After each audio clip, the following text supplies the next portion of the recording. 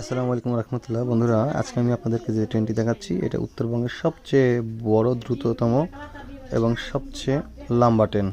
যে ট্রেনটি এখন প্রবেশ করছে যমুনা সেতুর ডাবল লাইন ক্রসকে। এটা যেমন পাকশি হার্ডিং ব্রিজ, ঠিক তেমন এটা যমুনার উপর দিয়ে একটা হার্ডিং ব্রিজ তৈরি করা হয়েছে। দেখেন ডাবল লাইনের, আর ট্রেনের যে স্পিড গতি, এবং এই ট্রেন থেকে আপনারা যে দৃশ্যটা দেখতে পাবেন সেই যমুনা নদী এবং নদীর আশেপাশের যে দৃশ্যগুলো। আগে যে লাইনটা দেখা যাচ্ছে পাশ দিয়ে, ওইটা হলো আগে ছিল যমুনা নদী সেতু, এবং এই সেতুর পাশ দিয়ে ছিল ট্রেন লাইন।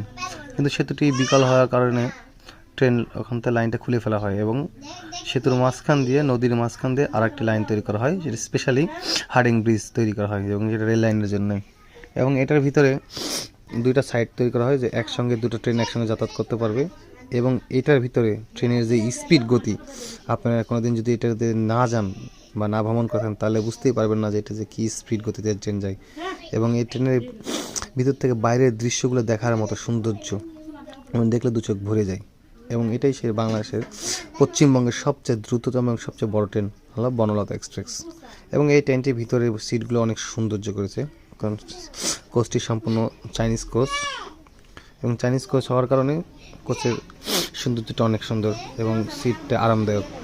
এবং এই দেখুন পদ্মানদীতে জুম করে যতটুকু পারি দেখার চেষ্টা করছি আপনাদেরকে। সেতু আর সেতুর দেখেন, সেতুর নিচগুলো যে অনেকটা বালি শুকিয়ে গেছে, আবার অনেক পাশে দিয়ে দেখেন পানি আছে।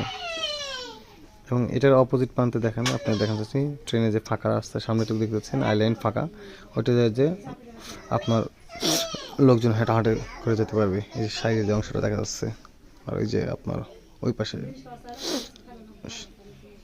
দেখেন কত সৌন্দর্য একটা সেতু। এবং মাঝখানে যে দ্বীপের মতো দেখা যাচ্ছে, এগুলো বালিচর এবং দ্বীপ। এবং আমি ট্রেনের পিছনের সাইডটা এখন দেখাচ্ছি সেতুর, আপনারা দেখেন হার্ডিং ব্রিজের পিছনের সাইডটা দেখতে কত সুন্দর লাগে।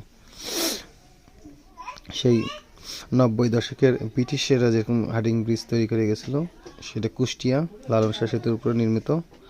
এবং সেরকম একটা হার্ডিং ব্রিজটি এই যে যমুনা নদীর উপরে নির্মিত করা হয়েছে, নবনির্মিত ব্রিজ। আর এতে ডাবল রেড ক্রসিং।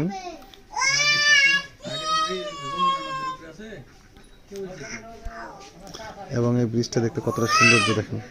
এই ব্রিজটা তাকালে সামনে যে ভিউটি দেখা যাচ্ছে, একসঙ্গে দুটো ট্রেন অনায়াসে যাতায়াত করবে, কোনো ক্রসিং লাগবে না, কারো দাঁড়ানোর প্রয়োজন হবে না। এবং সামনের ভিউটাও দেখেন, যে সাইডের ভিউটা দেখানোর চেষ্টা করতেছি আপনাদেরকে ট্রেন থেকে, কত সৌন্দর্য তোমাদের ব্রিজ।